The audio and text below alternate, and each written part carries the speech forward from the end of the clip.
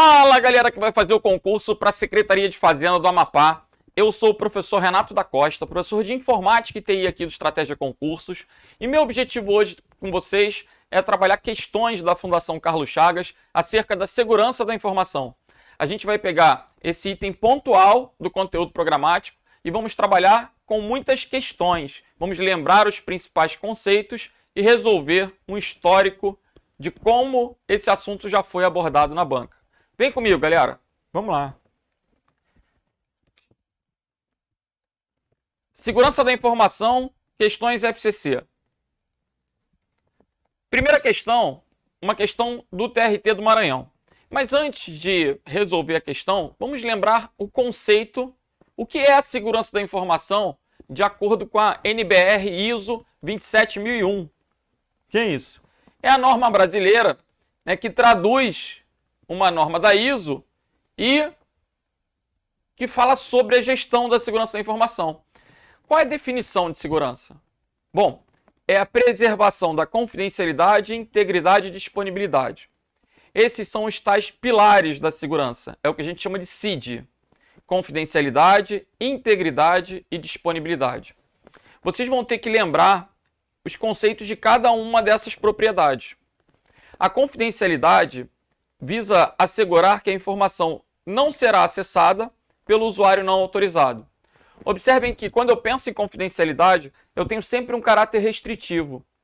A informação não será acessada pelo usuário não autorizado, a informação somente será acessível pelo usuário autorizado, apenas, né, sempre haverá esse caráter restritivo. Já quando eu penso em integridade, de acordo com a norma, a integridade é a salvaguarda da exatidão. O que é isso? Eu ter lá a informação completa, sem ter sido modificada, sem ter sido mexida. Para quê? Caso haja alguma modificação acidental, eu tenho como recuperar aquela informação original. Isso é a salvaguarda. Um backup? Salvaguarda. Backup é uma espécie de salvaguarda. Então, o backup ele está associado à integridade. Agora, é a salvaguarda da exatidão, a completeza, a inteireza da informação. Eu tenho procedimentos matemáticos que vão assegurar que uma informação não foi alterada, não foi modificada, né? São as funções de hash, que estão também relacionadas com a integridade. Agora, e se eu pensar na disponibilidade? A disponibilidade ela vai assegurar que a informação esteja acessível sob demanda ao usuário autorizado. Então, existem diversas ameaças, né, que podem provocar incidentes. E os incidentes podem gerar um impacto, uma interrupção no serviço, por exemplo. A disponibilidade ela tem que mitigar esses riscos e, comumente, com redundância, né, oferecendo 2 servidores, 2 discos, links redundantes. A gente vai estar, de certa forma, assegurando uma continuidade do serviço. Isso tem relação com a disponibilidade. Ok? Disponibilidade, a informação tem que estar acessível sob demanda ao usuário autorizado. Bom, além dessas 3 propriedades básicas, CID, a gente tem propriedades adicionais. Aí entra a autenticidade, entra o não repúdio, confiabilidade, legalidade, dentre tantas outras. Vamos começar a trabalhar questões da banca. Vejamos. Diversos mecanismos de segurança foram desenvolvidos para prover e garantir proteção da informação, que, quando corretamente configurados e utilizados, podem auxiliar os usuários a se protegerem dos riscos envolvendo o uso da internet. Os serviços disponibilizados e as comunicações realizadas pela internet devem garantir os requisitos básicos de segurança e proteção da informação. Como? Aí ele coloca o primeiro, né? Identificação. Permitir que uma entidade se identifique, ou seja, diga quem ela é. Bom, existe esse conceito de identificação, existe o conceito de autorização, de autenticação. Verificar se a entidade é realmente quem ela diz ser. Isso é a autenticidade. Quando você prova que você é realmente quem diz ser. Veja, é possível que eu coloque o meu login, o meu nome apenas. Se eu colocar o meu nome, eu estou me identificando. Mas eu não estou comprovando que eu sou realmente aquela pessoa. Quando eu coloco o meu nome e a minha senha, a senha vai permitir verificar a autenticidade. Então, verifica se a entidade é realmente o que ela diz ser. Autenticidade. Item 2. Determinar as ações que a entidade pode executar. Depois que o usuário foi autenticado, se ele é um gerente, ele tem um grupo X de permissões. Se ele é um diretor, ele vai ter um grupo X mais Y de permissões. Então, dentro de uma instituição, é comum que a gente tenha perfis diferentes para níveis de usuários diferentes. E cada um vai ter acesso à autorização para realizar determinada ação. Se o item 1 é autenticidade, vamos ver se a gente já consegue matar a questão aí. Olha lá, integridade não tem a ver, identificação já foi definido aqui como o primeiro.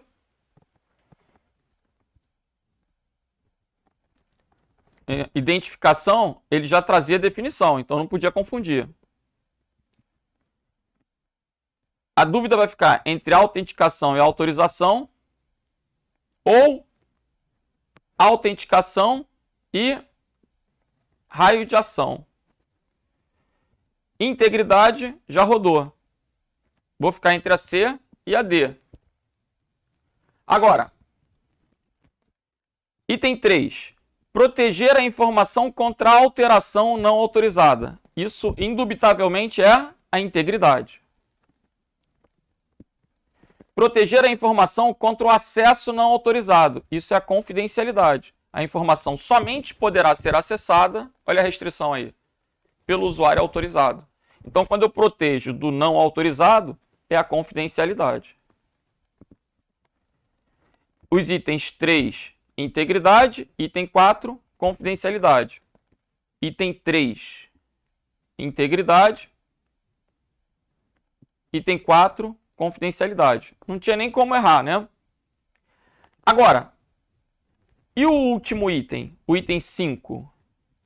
Evitar que uma entidade possa negar que foi ela que executou uma ação. Isso é o não repúdio. Então, não repúdio, gabarito letra C de Charlie. Ok? O que é não repúdio? Pessoal, se eu realizo, por exemplo, um saque na minha conta corrente usando meu cartão e minha senha, depois eu não posso chegar para o banco e negar que fui eu que fiz aquilo. Por quê? O banco vai constatar que eu utilizei o meu cartão, que eu utilizei a minha senha, então eu provei a minha identidade, né? Aquela informação é autêntica. O banco vai investir em inúmeras medidas de segurança, câmeras, né? Haverá várias formas que garantam, que assegurem que eu realmente estava fazendo aquela ação. E com isso, eu não posso repudiar. Repudiar é negar. Repudiar é negar a autoria. Agora um detalhe. A autoria, né? Por quê? Se eu mando, por exemplo, uma mensagem de correio eletrônico assinada digitalmente para 20 destinatários, um desses destinatários pode negar que recebeu? Pode. Ele pode alegar que não leu, que não recebeu tranquilamente. Eu é que não posso negar que fiz aquela mensagem se ela está assinada. Né? Observem que o não repúdio ele está sempre associado ao emissor, ao remetente, à origem. Beleza?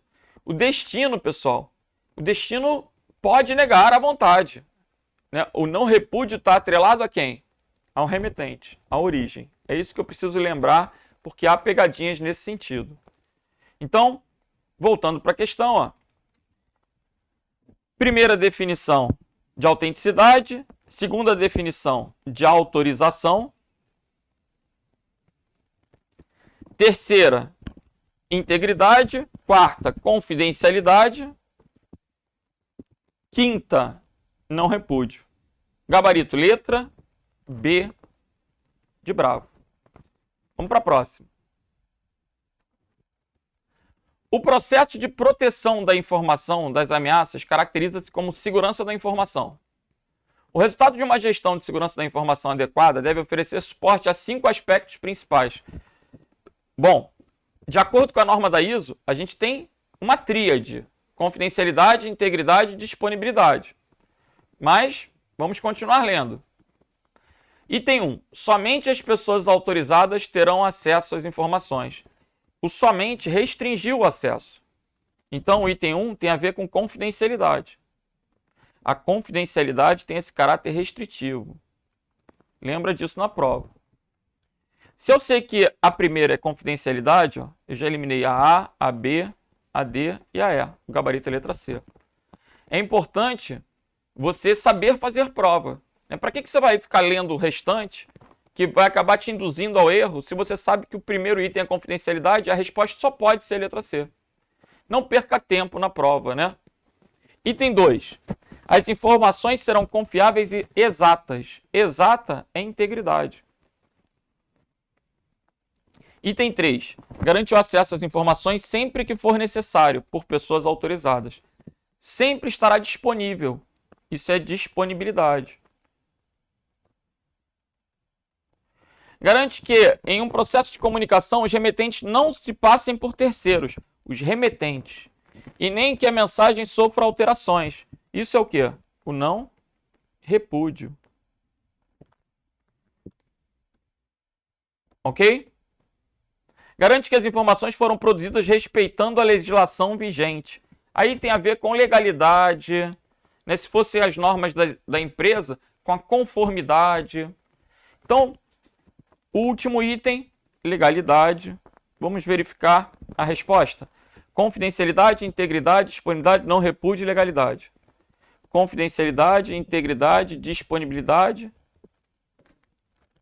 Ele colocou como autenticidade. A autenticidade e o não repúdio, eles estão, de certa forma, relacionados, né? Observem que nenhuma das alternativas trazia o não repúdio. Por que eu pensei preliminarmente no não repúdio? Porque ele fala de negar a autoria. Quando eu falo de autenticidade, eu falo de garantir a identidade. Item 4. Garante que em um processo de comunicação os remetentes não se passem por terceiros. Há uma relação, observem. Né? Quando eu garanto que eu sou realmente quem eu digo ser, eu não vou me passar por terceiros. E nem que essa mensagem sofra modificações. Aí já seria o quê? A integridade. Isso está ali, né, entre autenticidade, não repúdio. São propriedades que, de certa forma, estão relacionadas para prover o quê? O não repúdio, a irretratabilidade, a irrefutabilidade.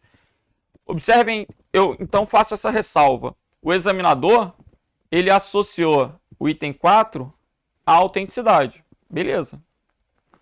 Dentre as alternativas, não há o que se questionar. A prova de múltipla escolha, né, tinha que começar com confidencialidade, só podia ser letra C.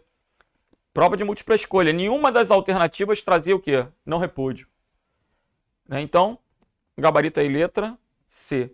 Agora, é a melhor definição para você colocar no caderno de não repúdio? Não. Ou de autenticidade? Não. Né? Aqui, eu poderia até pensar em um método. Como é que eu faço isso? Como é que eu consigo prover que o remetente não se passe por terceiros? Através da assinatura digital. A assinatura digital ela vai combinar a autenticidade, a integridade e vai prover esse não repúdio. Beleza? Gabarito, então, letra C de Charlie. Vamos para a próxima. A política de segurança da informação da Receita Estadual inclui um conjunto de diretrizes que determinam as linhas mestras que devem ser seguidas pela instituição para que sejam assegurados seus recursos computacionais e suas informações. Dentre essas diretrizes, encontram-se normas que garantem: item 1. A fidedignidade da informação. A informação fidedigna é aquela que é fiel, que não foi modificada, adulterada. Então, o item 1 está relacionado à integridade. Sinaliza ainda a conformidade dos dados transmitidos pelo emissor com os recebidos pelo destinatário. Notem, a conformidade daquilo que foi enviado, daquilo que foi recebido. Está de acordo, né? Quando ele coloca a conformidade aí, é que os dados enviados estão iguais, né? Estão de acordo com os dados recebidos. Garantido, então, a não violação dos dados com intuito de alteração, gravação ou exclusão.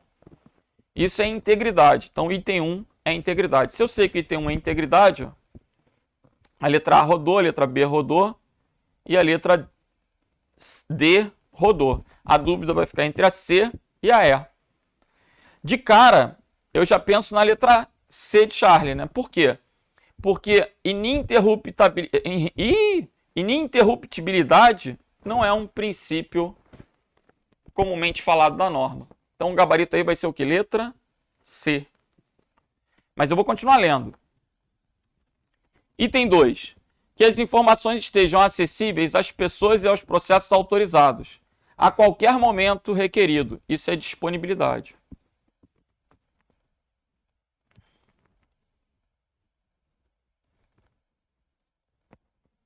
Então, o item 1 é integridade, ó.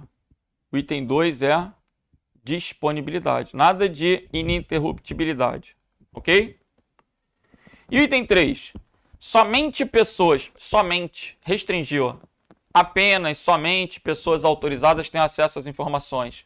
É uma informação confidencial, privada, secreta, sigilosa. Assegurando que as pessoas não tomem conhecimento de informações de forma acidental ou proposital, sem que possuam autorização para tal. O item 3 é a confidencialidade. Então, gabarito aí, letra C de Charlie. Beleza? Vamos agora para o TRT de Sergipe. Considere as duas situações em que a proteção e a segurança da informação foram violadas.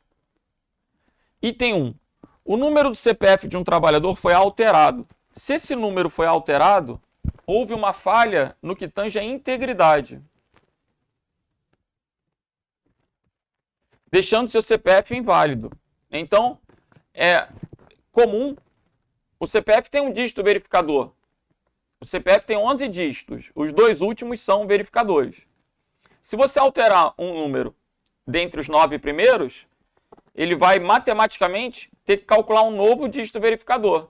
Se você mudar um dos 9 números e não acertar o verificador, o sistema observa que aquele CPF é inválido. Então, esse código verificador, inclusive, ele serve para verificar o quê? A integridade. Se eu sei que o item 1 é integridade, ó, acabou a questão, gabarito letra E. 2. Um dado sigiloso de uma causa trabalhista foi acessado por uma pessoa não autorizada. Uma pessoa não autorizada acessou uma informação secreta. Então, houve uma falha no que tange a confidencialidade. Integridade e confidencialidade. Nas situações 1 e 2, ocorreram, respectivamente, violação da integridade e confidencialidade das informações. Gabarito, letra E de eco. Vamos para a Eletrobras.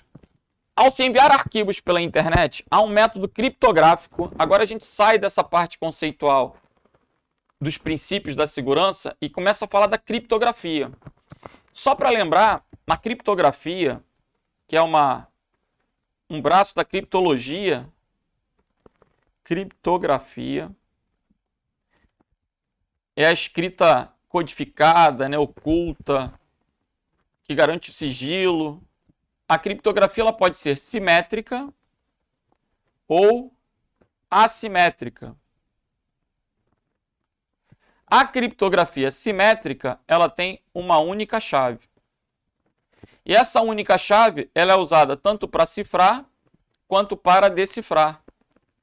O mesmo número adotado como chave, ora vai ser somado, ora vai ser subtraído. Esse conceito é o conceito de simetria, né, dos números opostos. Então eu posso, por exemplo, pegar uma letra e somar 3 caracteres dentro do alfabeto. E para decodificar eu vou diminuir 3. É uma única chave para cifrar e para decifrar. Na criptografia assimétrica, a gente vai ter que ter um par de chaves diferentes. Por isso que elas são assimétricas. Então haverá uma chave pública, que é de conhecimento, como o nome diz, é de conhecimento público, e haverá uma chave privada, pública e privada. Quando você quiser codificar uma informação, você vai codificar com a sua chave privada. Opa! Não! Você vai codificar com a sua chave ou com a chave pública do destinatário, né? De quem vai ler aquela mensagem. E quem for ler a mensagem vai decodificar com a sua chave privada. Eu vou melhorar isso daí. Mas nesse primeiro momento, já decora, se for o caso, que existe criptografia simétrica e assimétrica. Existe criptografia simétrica que tem uma única chave, assimétrica que tem um par de chaves. Há métodos criptográficos híbridos, né, que utilizam essas duas técnicas. Como, por exemplo, quando a gente utiliza protocolos com chave de seção. Mas aí é uma outra história mais complexa e pouco propensa a aparecer nas provas. Vamos lá. Ao se enviar arquivos pela internet, há um método criptográfico que permite verificar se o arquivo foi alterado, ou seja, se teve sua integridade violada. Epa! Esse método é um método criptográfico, mas ele não é para sigilo. Isso é até uma discussão interessante. Eu já entendi o que o examinador quer. Lendo o primeiro período, eu já sei que a resposta é uma função hash.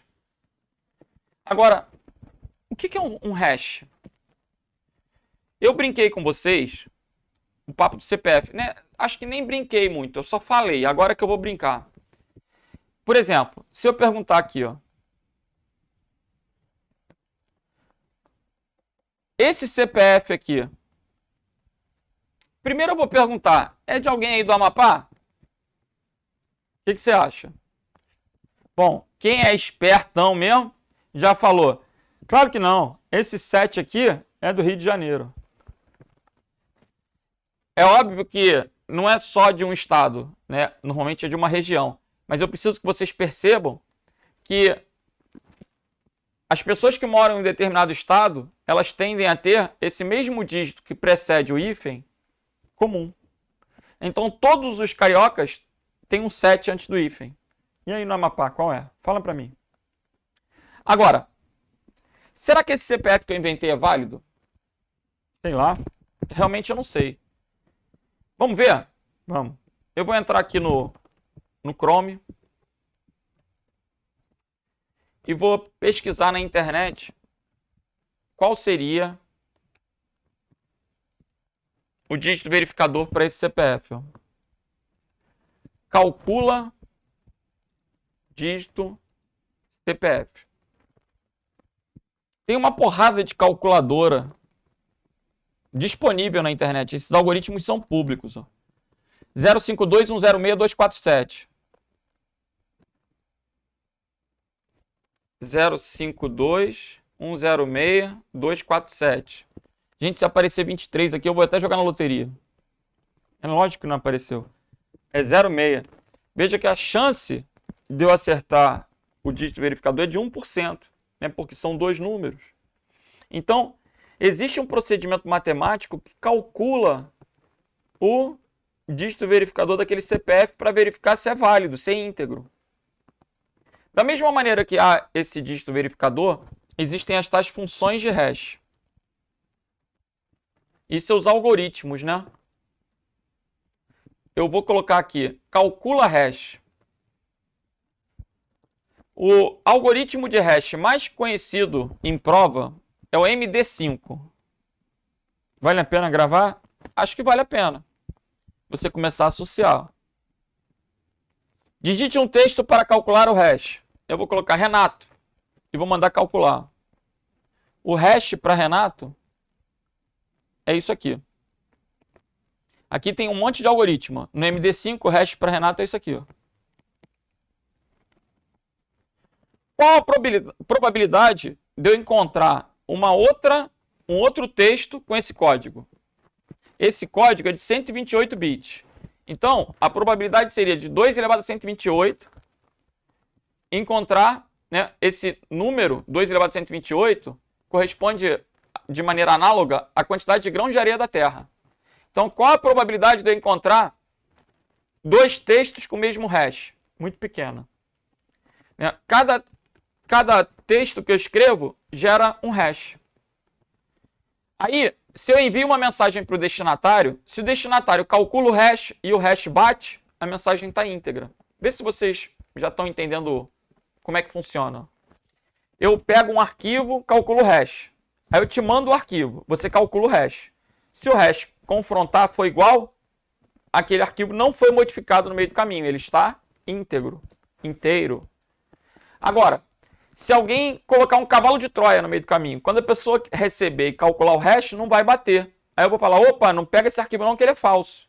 Então, a ideia do hash é verificar o quê? A integridade. E o hash é uma função criptográfica. Por que ele é uma função criptográfica? Pensa no hash como se fosse uma máquina, uma função. Qual é a ideia da função? Ah, eu coloco um x e ela retorna um y. Então aqui eu tenho a função de hash. Eu posso colocar qualquer coisa. Ele vai gerar um código. Essa qualquer coisa é um texto ou é alguma coisa de tamanho, não precisa ser texto, né? Pode ser uma imagem, um áudio, um vídeo, de tamanho variável. Mas ele sempre vai gerar um código de tamanho fixo. E aí, eu digitei lá um textão, coloquei no hash, saiu lá A, B, C, 1, 2. Imagina que isso aqui é o hash. Se eu alterar uma vírgula, ele muda completamente o hash. Qualquer modificação que você faça no texto vai gerar o quê? Um outro hash. E a gente fala que essa função ela é de mão única. Ela é unidirecional. Por quê? Da mesma forma que se eu virar para vocês e falar que meu CPF termina com 44, não tem como você descobrir meu CPF. A partir desses dois, não tem como chegar aos 9 do meu CPF que estão faltando. Né? Então, a partir do hash, não tem como chegar à mensagem original. Beleza? Vamos voltar. Esse método, quando aplicado sobre informações do arquivo, independentemente do seu tamanho, né, a entrada pode ser de qualquer tamanho, ele gera um resultado único de tamanho fixo. O código, que é o próprio resumo da mensagem, que é o hash, tem um tamanho fixo. Assim, antes de enviar o arquivo, pode-se aplicar esse método conteúdo do arquivo, gerando um resultado A. Quando o arquivo é recebido pelo destinatário, pode-se aplicar novamente o método, gerando o resultado B. Se o resultado A for igual ao B, significa que o arquivo está íntegro e não foi modificado. Caso contrário, significa que o arquivo teve sua integridade violada. O método criptográfico utilizado é conhecido como uma função de hash. Gabarito letra A. A criptografia é para sigilo. Ok? O que é esteganografia? É interessante, pessoal, saber o que é esteganografia. A esteganografia, eu acredito que todos vocês vão lembrar, quando eu falo da cartinha com suco de limão. Não é? Todo mundo já escreveu uma cartinha com suco de limão. Já? Todo mundo que tem mais de 40 anos já escreveu uma cartinha com suco de limão. Se você escreveu uma cartinha com suco de limão é que cor? Meu filho, não fala que é verde não, que me decepciona. O suco de limão, ele é incolor, né? Verde é o limão. Quando tu espreme, ele é incolor. Quando você escreve numa cartinha com suco de limão, não aparece nada. Quando você coloca contra a luz, coloca no sol, esquenta, passa ferro, os caracteres ficam pretos e a pessoa consegue ler. Então, a ideia da esteganografia é que ela oculta o conteúdo. Você não vê a informação passando. Isso é uma técnica de esteganografia. Existem técnicas de esteganografia que escondem mensagens em fotos, em desenhos, em filmes, em arquivos de áudio, podem conter texto embutido, enfim. A ideia é mascarar o conteúdo. Enquanto a criptografia oculta o significado, você vê, mas não entende, na esteganografia você não vê. São técnicas de criptologia. Ok? E a certificação digital, a gente ainda vai falar melhor, mas ela atesta quem é o dono de determinada chave pública, por exemplo. Gabarito, letra A de alfa. Vamos para a próxima. A criptografia utilizada para garantir que somente o remetente e o destinatário possam entender o conteúdo de uma mensagem transmitida caracteriza uma propriedade de comunicação segura denominada confidencialidade. Essa basicamente está querendo saber o conceito de confidencialidade. Garante que somente aquelas pessoas autorizadas acessem a informação. Restringiu confidencialidade. Beleza? Fica aí atento que não repúdio é a mesma coisa que irrefutabilidade ou irretratabilidade. Se você vir na prova, são sinônimos. Autenticação. A ideia da autenticação é garantir que uma transação foi feita por determinada pessoa, né? Integridade, informação íntegra, inteira, completa. Disponibilidade acessível sob demanda para o usuário autorizado. Beleza. Vamos para José. Vamos embora. José utilizou uma ferramenta para criptografar uma informação a ser transmitida para Maria. Com o objetivo de proteger a informação contra acesso não autorizado, ou seja, ele não quer que pessoas não autorizadas possam acessar o conteúdo. O requisito básico da segurança assegurado pela criptografia é a confidencialidade. Gabarito, letra B. Outra questão relativamente tranquila, né? Irretratabilidade na letra E é a mesma coisa que não repúdio. Disponibilidade assegura que a informação estará acessível sob demanda. Autenticidade garante identidade. E confiabilidade, uma coisa confiável, uma coisa que se comporta como eu esperava.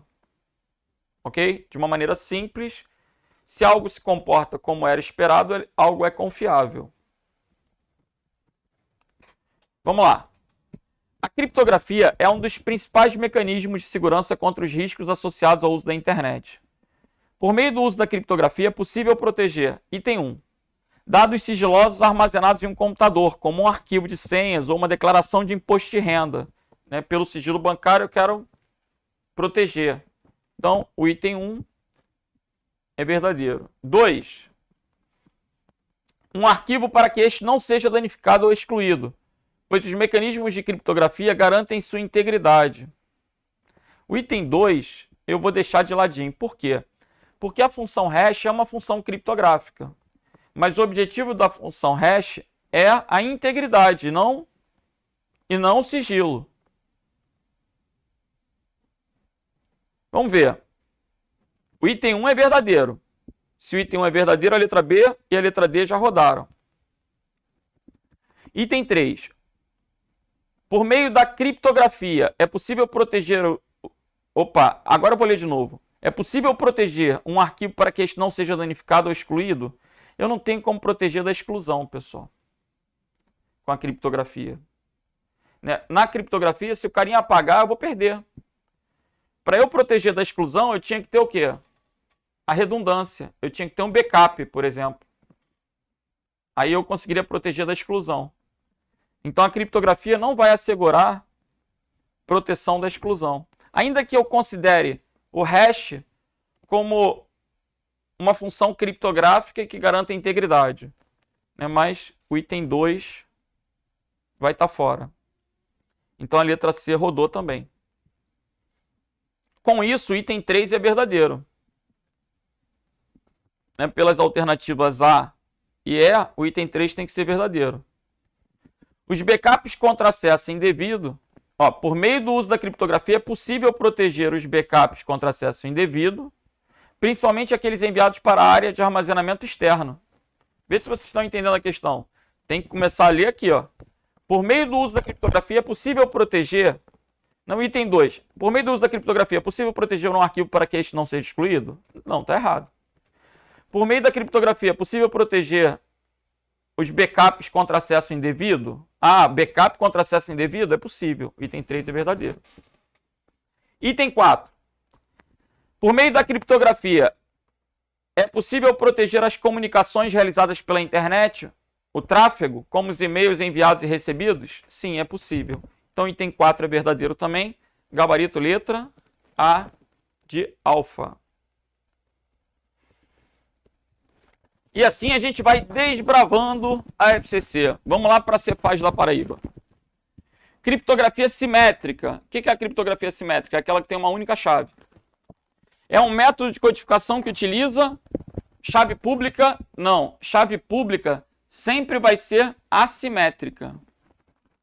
Sempre que houver uma chave pública, tem que ter uma privada, porque se tivesse só pública, a gente não teria segredo nenhum. Né? O conceito de pública é que todo mundo tem acesso. Então, se tem chave pública, é assimétrica. A letra A é assimétrica. Assimétrica. Letra B. Duas chaves públicas a gente não vai usar? Não vai usar. Quando tem par, é uma pública e privada. Uma só chave para encriptar e decodificar. A criptografia simétrica utiliza uma única chave. É aquela decoreba que eu pedi que vocês anotassem. Então, gabarito aí, letra C. Não haverá duas públicas, não haverá duas privadas. Se fosse assimétrica, era uma pública e uma privada. Não haverá três. Ok? Uma chave pública e duas privadas? Não, não haverá três. As opções são ou é simétrica ou é assimétrica. Na simétrica é uma única chave, na assimétrica é um par, sendo que esse par é uma pública e uma privada. Então, gabarito aí, letra C. Piauí. Em determinada instituição, João enviava uma mensagem criptografada para Antônio, usando criptografia assimétrica. Para codificar o texto da mensagem, João usa... Vamos ver. João e Antônio. Então, João quer mandar uma mensagem para Antônio. João tem uma conta no Gmail, Antônio tem uma conta no UOL. João escreve a mensagem. As chaves públicas ficam acessíveis na internet.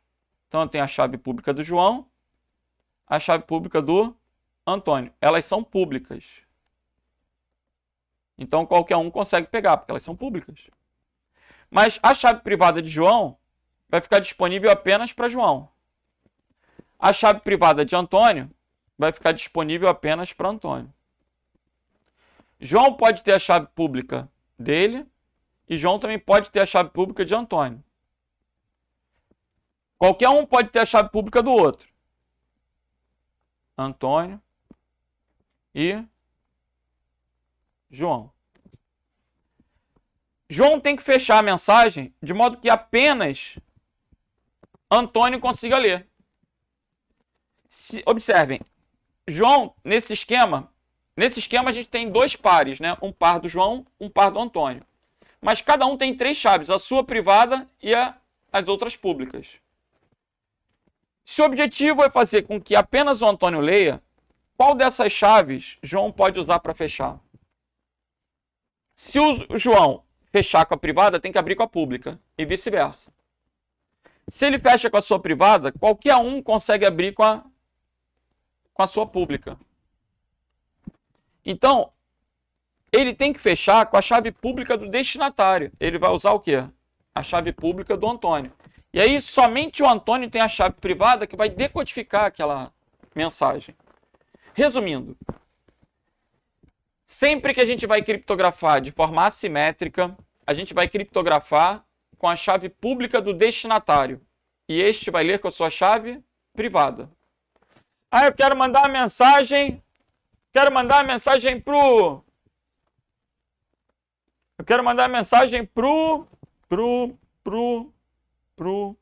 Diego. Diegão, quero te mandar uma mensagem. Então, vou mandar com a chave pública do Diego. Somente o Diego vai poder ler com a sua chave privada. Ok? Sempre vai ser assim. Para garantir confidencialidade, sigilo, sempre vai ser assim. Então, para codificar o texto da mensagem, João vai usar a chave pública de Antônio. João não pode usar a chave privada de Antônio, porque senão ela deixaria de ser privada. Uma chave privada é aquela que só pode ser acessada pela própria pessoa. A chave pública de Antônio. Para Antônio decodificar a mensagem que recebeu de João, ele terá que usar a chave privada. relacionada à chave pública usada no processo por João. Somente Antônio conhece a chave privada. Gabarito, letra B. Qual o erro da C? A chave pública de Antônio. Para Antônio decodificar a mensagem que recebeu de João, ele terá que usar a chave privada relacionada à chave pública usada no processo por João. Ambos conhecem a chave privada? Se ambos conhecessem, ela deixaria de ser privada. Honra. Chave privada, ela é personalíssima. Ok? Só vai poder ser acessível pelo próprio usuário. Ele não pode criptografar com a chave privada de outra pessoa. E também não adianta ele criptografar com a chave privada dele, porque qualquer um tem acesso à chave pública que é par. E aí a mensagem não teria o quê? Sigilo, confidencialidade. Então, o gabarito aí ficou letra B de bravo. Repete. Essa questão é para isso. A mensagem foi enviada de X para Y. Então, ele vai ter que criptografar com a chave pública de Y. E Y vai decriptar com a sua chave privada. Gabarito aí, letra A de alfa. Né? João quer mandar mensagem para Maria. Então, vai criptografar com a chave pública de Maria. Somente Maria vai poder ler com a sua chave privada. Gabarito, letra A. Essa questão é ótima para você fixar a teoria. Agora, quando se trata de segurança das informações trocada entre duas pessoas, a criptografia serve para garantir o quê? A criptografia predominantemente vai ser para garantir confidencialidade. A gente sabe que a função de hash é uma função criptográfica, mas ela é para integridade. Então, ó, a criptografia garante a confidencialidade e a função de hash verifica a integridade. Gabarito, letra A. O hash vai permitir conferir se a mensagem está inteira ou se ela foi modificada. Garante a integridade.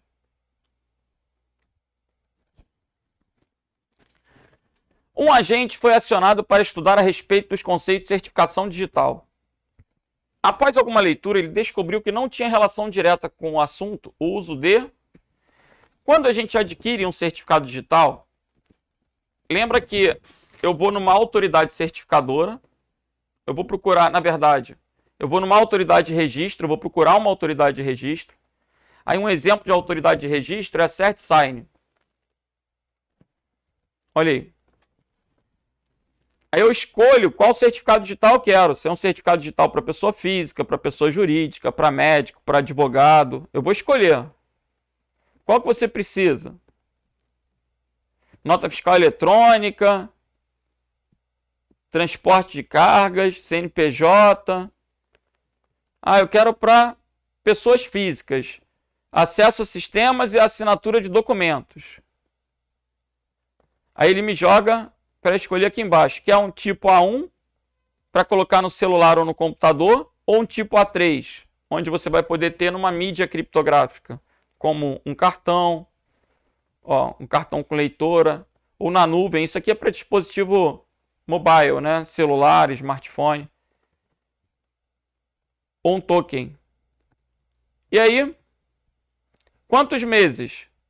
Eu quero um cartão. Eu vou poder escolher aqui 12 ou 36 meses. Tem até de 60 meses, dependendo do tipo de certificado. Beleza?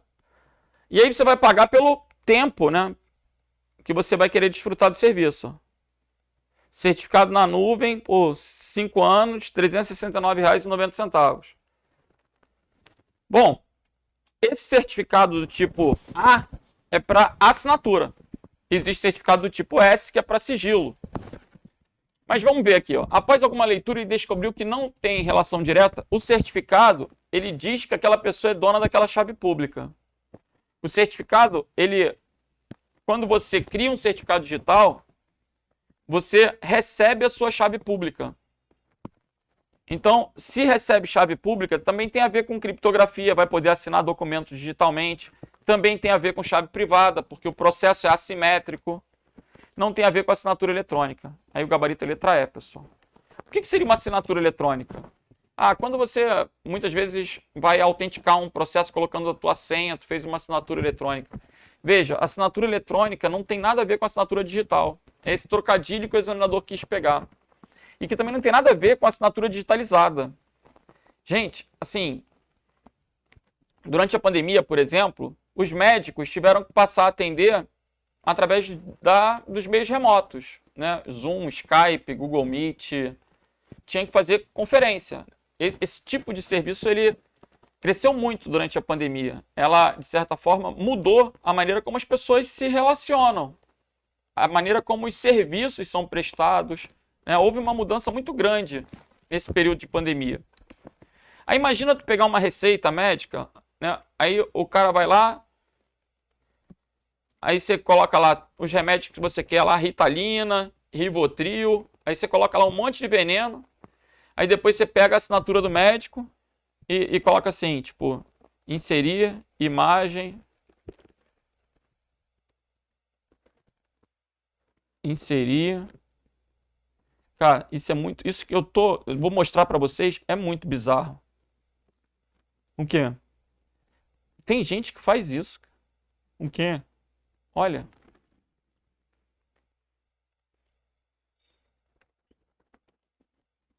Vocês acreditam que tem gente? Ah, meu Deus, tá no meu outro perfil.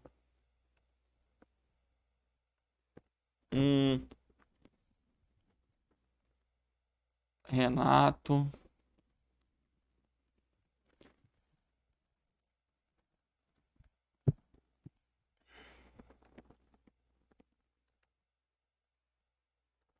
Bom, eu não tô conseguindo.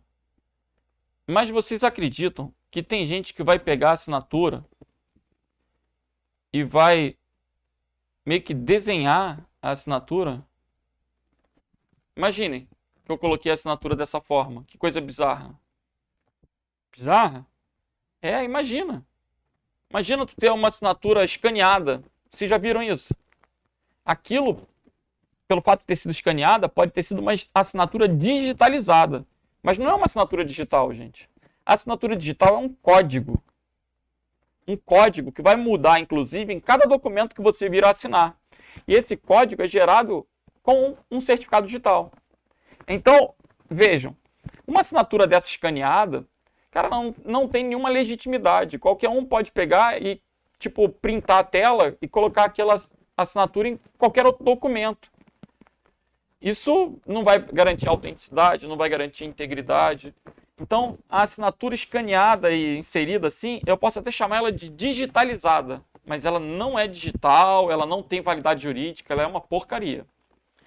A assinatura eletrônica, muitas vezes, por exemplo, no banco, eu tenho uma senha de 4 números, um PIN, e tenho uma assinatura eletrônica de 6 números. Aí eu tenho que usar para as consultas, eu uso a senha, mas para fazer um pagamento e tudo, eu tenho uma assinatura eletrônica. A assinatura eletrônica vai ser um código que você sabe como uma senha. Agora, quando você cria um certificado digital, você pode assinar documentos digitalmente. Isso não é assinatura eletrônica. Legal? Então, o gabarito aqui é letra E. Vamos que vamos. Vamos. Considere, funciona como uma impressão digital de uma mensagem. Um resumo da mensagem. Já sabe o que é? Gerando a partir de uma entrada de tamanho variável, pode ser qualquer coisa de entrada, mas ele vai gerar alguma coisa de valor fixo pequeno, 128 bits. É o que? Uma função hash. Então, o item 1 é o hash. Já sei que a resposta está muito associada ao hash, né? Esse valor está para o conteúdo da mensagem, assim como o dígito verificador de uma conta corrente, de um CPF. Legal. É utilizado para garantir a integridade. A função hash é para integridade. Qualquer modificação no conteúdo da mensagem será detectada. Um novo cálculo do seu valor sobre o seu conteúdo modificado resultará em um valor bastante distinto. Então, ele define um hash criptográfico. Gabarito, letra A. Hash criptográfico é porque é um código, né? A função hash ela vai gerar um código. E esse código é uma criptografia. Então o gabarito aí é o que? Letra A. Ok? E o que é uma assinatura digital? A assinatura digital é o hash da mensagem criptografado com a chave privada do emissor. Qual o objetivo da assinatura digital? A assinatura digital garante autenticidade, integridade e não repúdio. A mensagem que é assinada, ela vai ser autêntica, íntegra e com isso não vai poder ter sua autoria negada. A assinatura digital é um recurso cujo objetivo é identificar um usuário apenas por meio de senha? Não. O apenas está errado. Identificar um usuário por meio de uma senha? Não. Garantir a autenticidade de um documento? Sim. A autenticidade, a integridade e não repúdio. Professor, mas não está faltando integridade e não repúdio? Tá. E não está errado? Não, porque ele não colocou apenas, nem somente, ele não restringiu. Ele falou, garante a autenticidade? Garante. Então tá certo. Garante a integridade? Garante. Garante não repúdio? Garante. Garante as três? Garante. Então, gabarito letra C. A assinatura digital ela não criptografa o documento. Ela criptografa o hash. Então, o documento ele não vai ter confidencialidade na assinatura digital. Ele é público, qualquer um vai conseguir ler. Só que ele vai ser autêntico, íntegro e não vai poder ter a sua autoria negada. A assinatura digital não é uma identidade, né? Uma cédula de identidade. A assinatura não é uma cédula de identidade. A assinatura ela vai acompanhar um documento para dizer que aquela planilha foi feita por aquela pessoa, que aquele e-mail foi escrito por aquele usuário. Então o gabarito aí ficou o quê? Letra C de Charlie. Considere o texto a seguir retirado do portal da Secretaria de Fazenda. O certificado digital usado pela nota fiscal eletrônica deverá ser adquirido junto a uma autoridade certificadora credenciada pela Infraestrutura de Chaves Públicas Brasileira, devendo ser do tipo A1. Aqui, se o objetivo é para assinatura digital, vai ser A1 ou A3, por exemplo, são os dois principais. Se fosse para sigilo, era S1 ou S3. Vamos ver. As características de certificados digitais 1 e 2 são descritas a seguir. 1. A chave privada é armazenada no disco rígido. É o A1. 2. A chave privada é armazenada em um dispositivo portátil inviolável do tipo smart card ou token. É o A3. Então, o objetivo dele... O certificado digital usado na nota fiscal eletrônica. Na nota fiscal eletrônica, vamos voltar lá no site da CertSign. Ó. Nota fiscal eletrônica. Tipo A1 ou tipo A3. Ó. A1 é no computador, A3 é numa mídia. Duração em meses, 12 meses. Então, A1 e A3, gabarito letra E. Ok?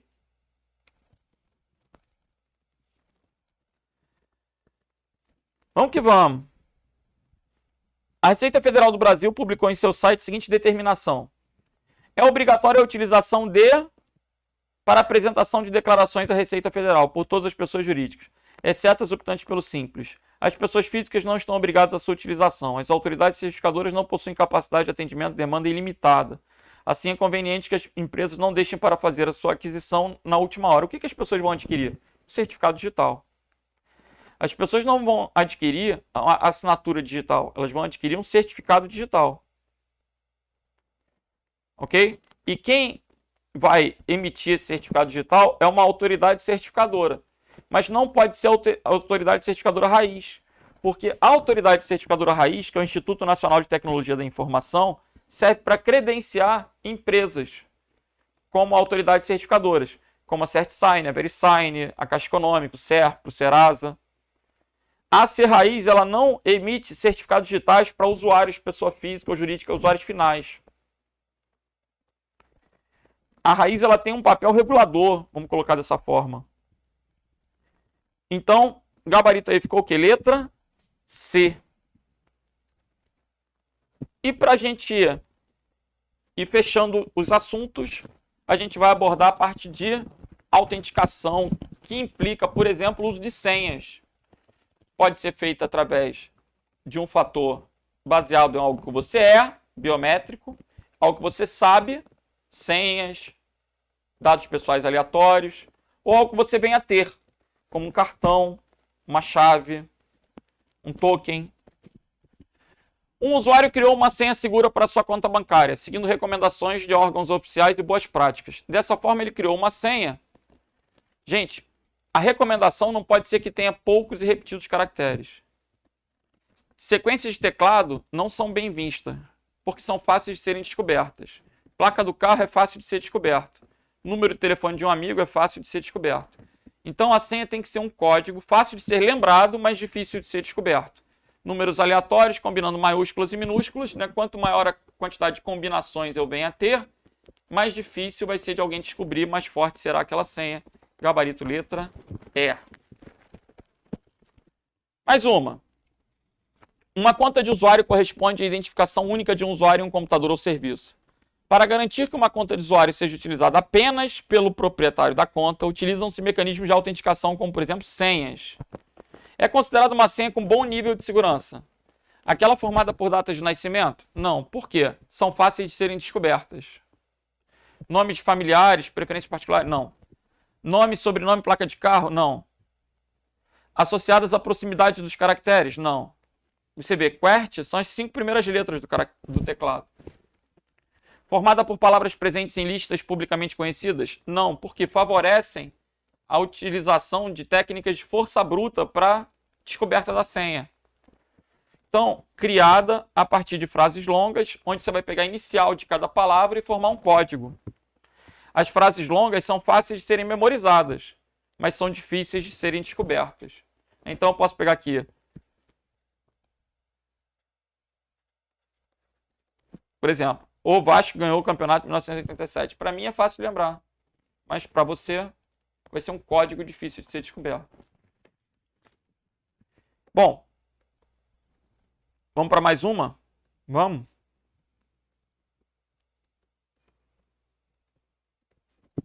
Das opções abaixo, o método menos aconselhável a ser utilizado como forma de gerenciamento de senha é a letra A. Anotar as contas e senhas em um papel e guardá-lo em um local seguro, como um cofre ou gaveta trancado. Gente, anotar senha em papel não é uma coisa muito recomendada, né?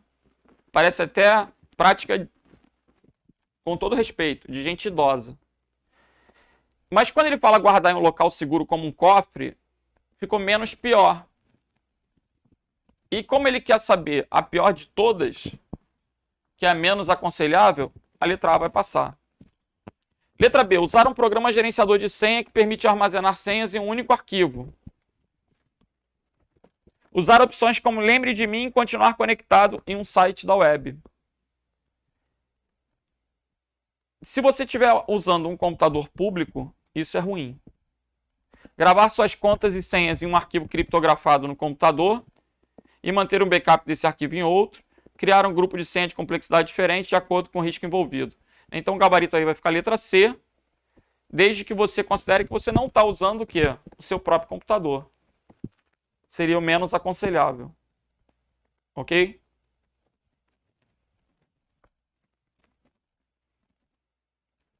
Mesmo que você tenha tomado cuidados para elaborar a senha do seu e-mail, utilizando o mecanismo de gerenciamento, podem ocorrer casos por diversos motivos de você perdê-la.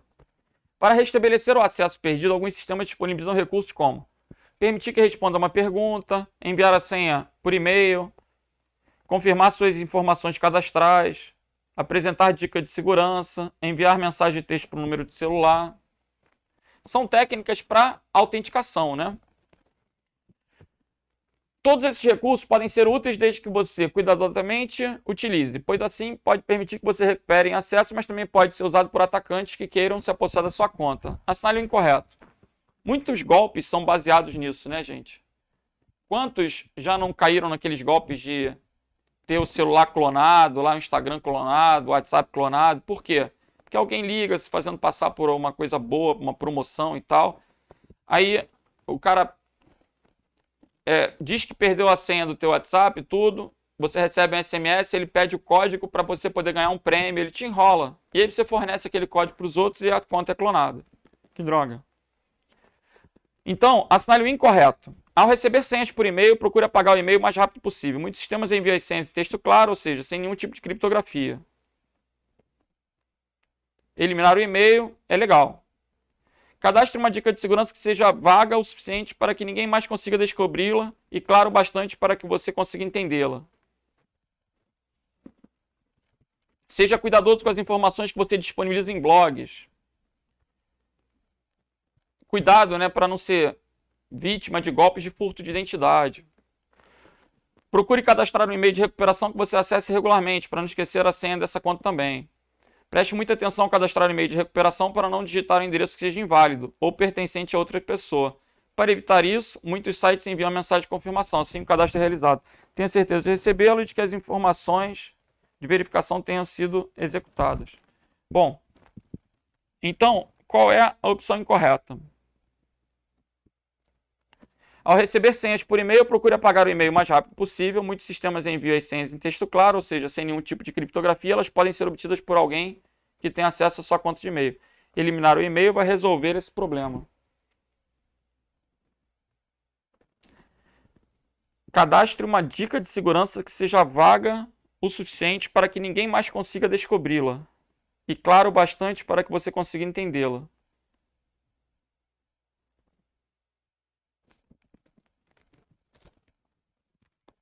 Seja cuidadoso com as informações que você disponibiliza em blogs e redes sociais, pois podem ser usadas por atacantes para tentar confirmar os seus dados cadastrais. Tudo está parecendo fazer sentido. Procure cadastrar um e-mail de recuperação. A letra B é que está soando pior aí, né? A letra B não, a letra A. Ao receber senhas por e-mail, procure apagar o e-mail o mais rápido possível.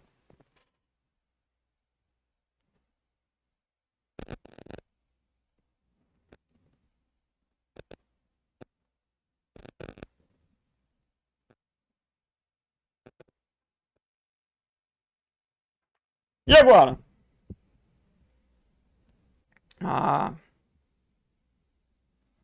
Estou aproveitando aqui para olhar o gabarito.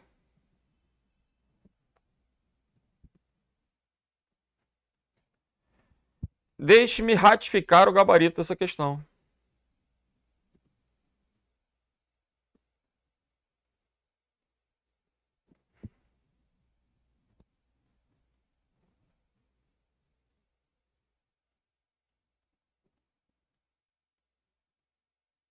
O gabarito de fato é a letra A, pessoal. Vamos focar aqui na pergunta. Dentre os cuidados que você deve tomar ao usá-los entre os listados abaixo, o incorreto. Ao receber senhas por e-mail, procure apagar o e-mail o mais rápido possível. Muitos sistemas enviam as senhas em texto claro. É fato, né? Porque se envia com SMTP da vida, não tem criptografia. E elas podem ser obtidas caso alguém tenha acesso à sua conta de e-mail. Gente, mas também, ó, se a pessoa tem acesso à tua conta de e-mail,